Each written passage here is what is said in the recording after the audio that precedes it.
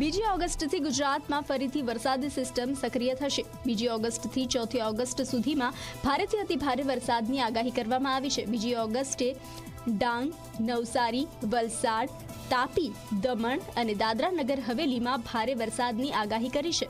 તો 3જી અને 4થી ઓગસ્ટે નર્મદા, ભરૂચ, સુરત, ડાંગ, નવસારી, વલસાડ, તાપી, દમણ અને દાદરા નગર હવેલીમાં ભારેથી અતિભારે વરસાદની આગાહી છે।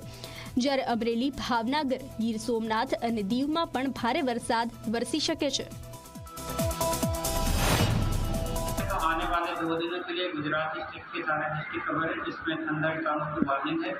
और फिशरमैन वार्निंग की बात करेंगे तो आने वाले 5 दिनों के लिए एंटायर गुजरात के लिए फिशरमैन की वार्निंग है।